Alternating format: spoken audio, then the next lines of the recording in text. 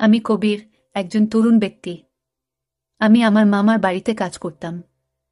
আমার মামা তার স্ত্রীকে খুশি করতে পারতেন না, ফলে আমার মামি আমাকে তার ঘরে ডাকতেন। মামি আমার পাশে এসে শুয়ে থাকতেন লুকিয়ে, আমি জানতাম না, আর আমি তাকে আমার স্ত্রী মনে করে সারা রাত। মামি দেখতে অনেক সুন্দরী, যে কেউ তাকে দেখলে তার প্রেমে পড়তে চাইবে। আমার মামি আমার থেকে বয়সে বড় ছিলেন এবং আমাদের মধ্যে বেশি কথা হতো না। তিনি তার কাজে ব্যস্ত থাকতেন এবং মামার সাথেও কম কথা বলতেন। এক রাতে মামি আমাকে তার রুমে ডাকলেন। বললেন, কবির, আজ আমার শরীর ভালো লাগছে না, তুমি আমার পাশে শুয়ে থাকো। আমি তার রুমে শুয়ে পড়লাম। মামি লাইট বন্ধ করে দিলেন।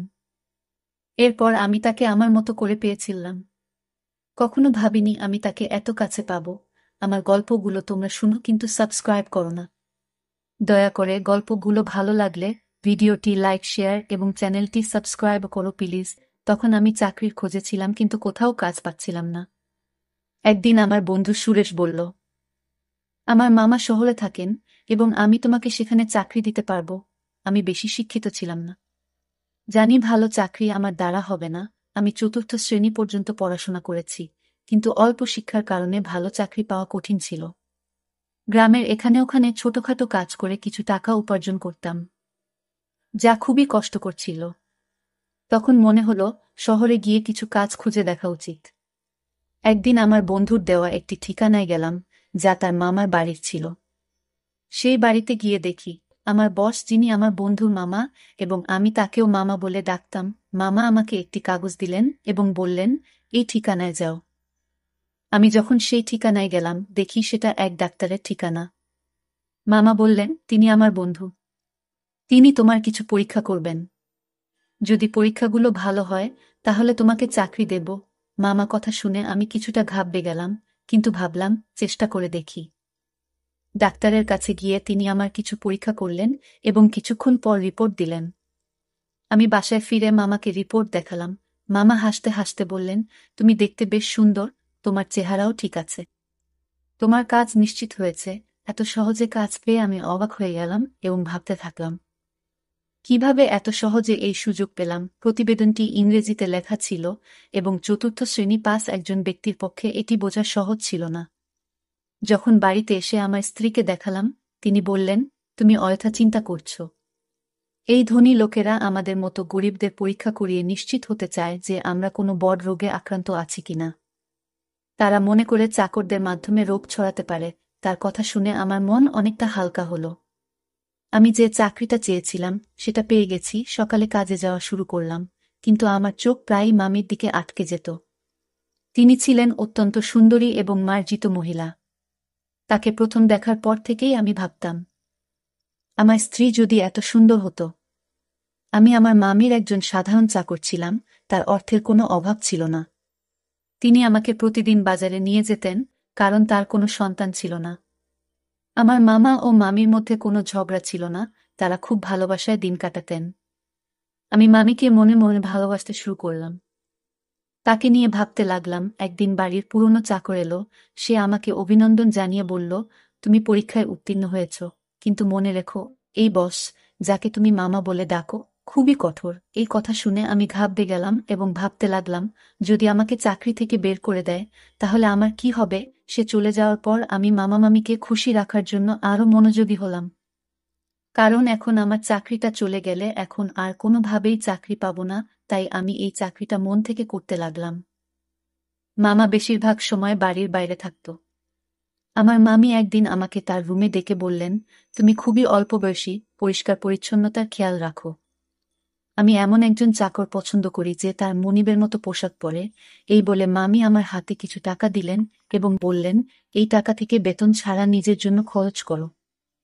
আমি খুশি হয়ে গেলাম এবং এই বিষয়টি আমার স্ত্রীকে বললাম না, কারণ আমিও আমার মামিকে খুব পছন্দ করতাম। আমি স্বপ্ন দেখতে শুরু করলাম যে মামির অভিব্যক্তি দেখে মনে হতো তিনি খুশি নন।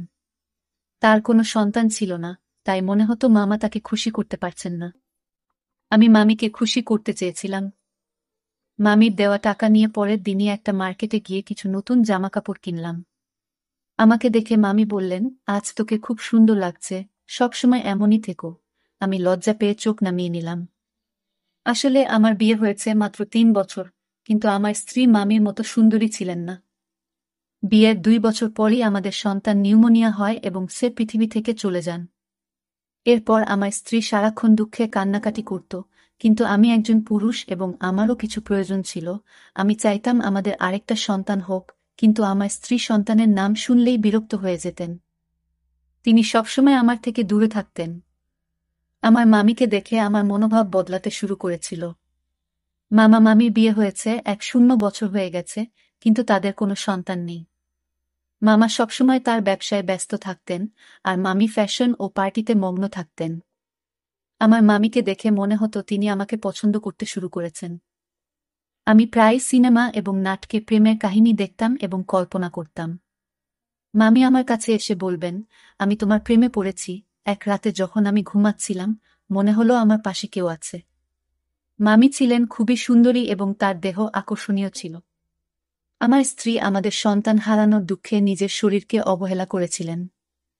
কোনো যত্ন নিত না, তাই সে শুকিয়ে কাঠ হয়ে গেছে। আমার মতো একজন গরিব মানুষ যখন ভাবতাম আমি কি করে চাকরের মতো জীবন কাটাবো, তখন মামিকে আমার স্ত্রী ভেবে সারা রাত উপভোগ করতাম। মামি আমার দিকে তাকিয়ে মৃদু হাসতেন। আমি আমার মামির সান্নিধ্য উপভোগ করতে শুরু করলাম। কাজ করার সময় মামি আমাকে ডেকেই যে কোনো কাজ দিতেন, আর আমি তা সঠিকভাবে করে দিতাম যেন কোনো অভিযোগের সুযোগ না থাকে। মামি সবসময় আমার প্রশংসা করতেন, আর আমি সততার সাথে আমার কাজ চালিয়ে যাচ্ছিলাম।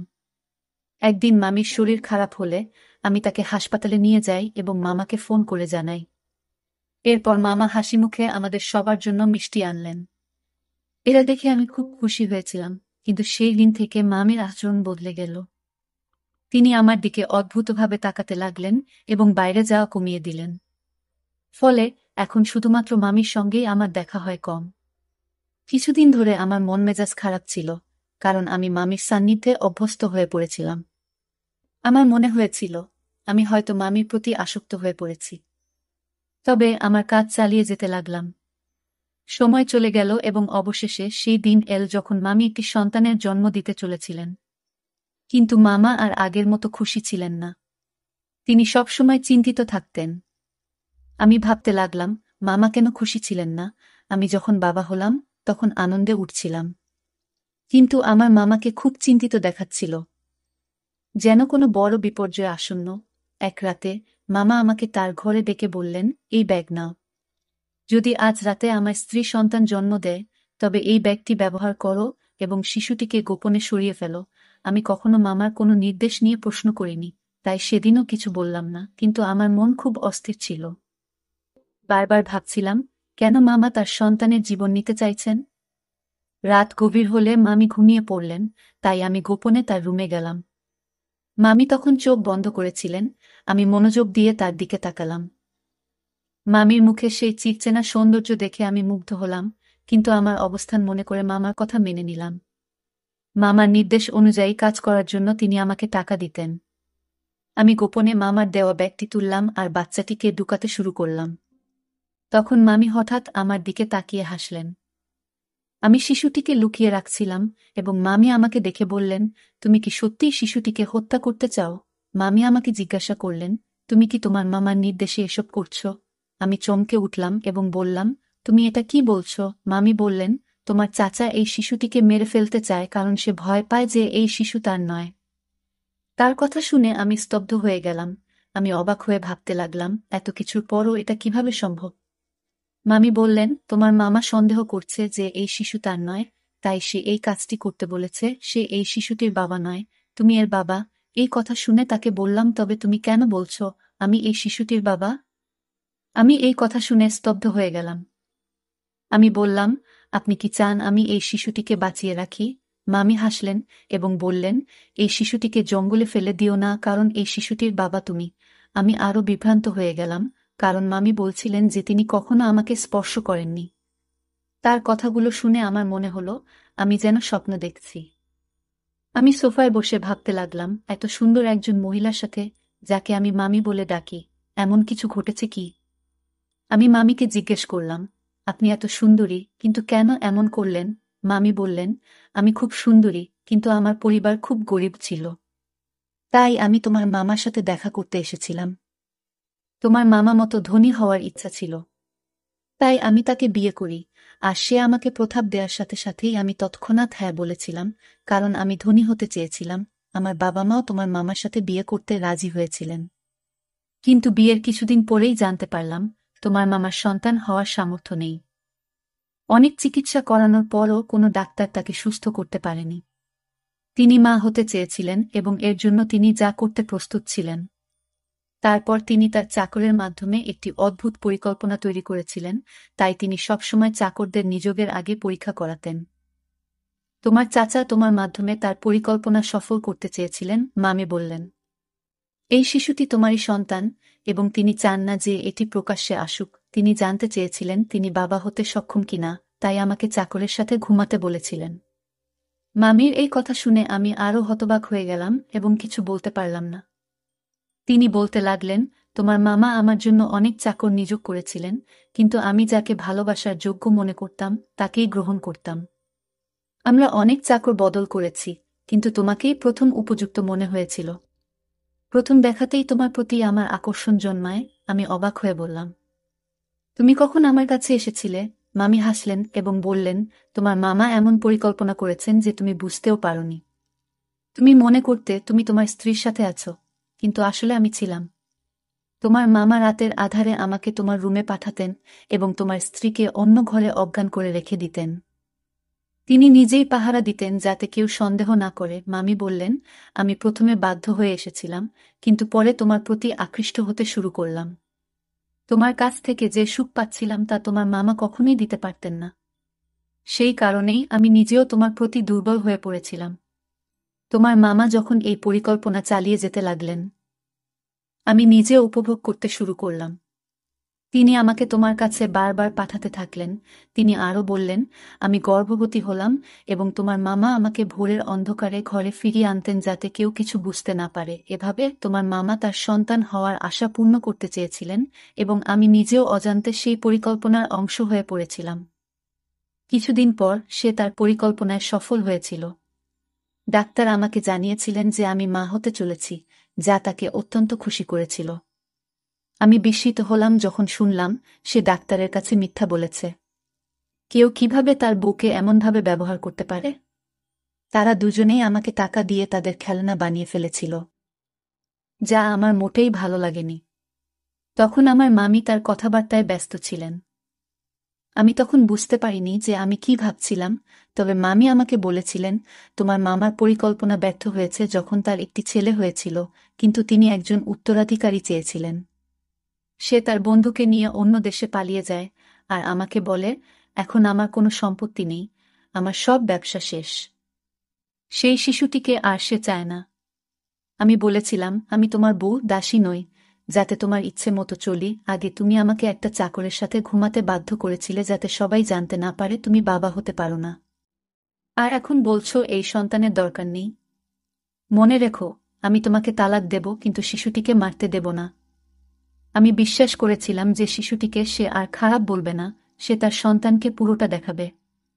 কিন্তু আজ যখন সে বলল এই শিশুটিকে হত্যা করার পরিকল্পনা করেছে, তখন নিশ্চিত হলাম যে তার বুকের হৃদয় নেই, পাথরের মতো কঠিন। মামির এই কথা শুনে আমি তাকে গিয়ে বললাম, আমি এসব জানতাম না। যদি এটা অন্য কারোর বাচ্চা হতো, আমি জঙ্গলে ফেলে দিতাম না। আমি বললাম, এখন এসবের পরোয়া করি না। তুমি তার মা, তুমি নিজেই তার যত্ন নেবে। এ কথা বলে আমি চলে যেতে লাগলাম। তখন মামি আমাকে থামিয়ে বললেন, এটাও তোমার সন্তান, তুমি তার পিতা, তাই এর সুরক্ষার দায়িত্ব তোমারও সমান। আমি হাসি দিয়ে বললাম, এই সন্তান আমার, তাই তুমিও আমার স্ত্রী হয়েছ। এই কথা শুনে মামি মুচকি হেসে বললেন, ধন সম্পদের লোভে আমাকে অন্ধ করে দিয়েছে, তাই এমন একজন খারাপ লোককে বিয়ে করেছি যে তার সম্মান বাঁচানোর জন্য তার স্ত্রীকে চাকরের কাছে পাঠিয়েছে। আর যখন আমি তার সম্মান রক্ষা করেছি, সে আমার সন্তানের প্রাণ নিতে চেয়েছিল এবং বলেছিল যে এই শিশুটি হতভাগ্য। যখন ব্যবসা ব্যর্থ হয় এবং সমস্ত টাকা হারিয়ে যায়, তখন সে আমাদের সন্তানের প্রতি অখুশি হতে শুরু করে এবং শিশুটিকে জঙ্গলে ফেলে দেওয়ার সিদ্ধান্ত নেয়। এইসব জানার পরেও আমি এমন লোকের সাথে থাকতে চাই না। আমি মামুর দিকে তাকিয়ে জিজ্ঞেস করলাম, এই সন্তানের জন্য আপনি কি একজন নিজ চাকরের সাথে থাকবেন? মামি বললেন, আপনি গরিব হতে পারেন কিন্তু আপনার মন অনেক বড়। তাই আমি আপনাকে বিয়ে করতে চাই, যাতে আমাদের সন্তান বেঁচে থাকে এবং ভালো জীবন পেতে পারে।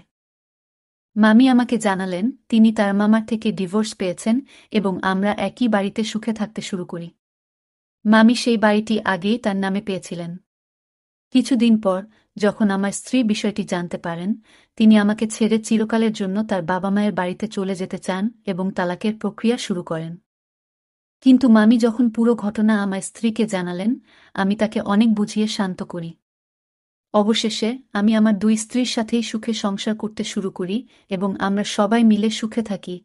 আজ আমি খুব খুশি, কারণ আমি জানতাম না যে আমার জীবন এত সুন্দর হবে। গল্পটা কেমন লাগলো জানাতে ভুলবে না। আরও মজার মজার রোমান্টিক গল্প শুনতে চাইলে ভিডিওটি লাইক, শেয়ার এবং চ্যানেলটি সাবস্ক্রাইব করতে এবং বেল আইকনটি ক্লিক করতে ভুলবে না। ধন্যবাদ।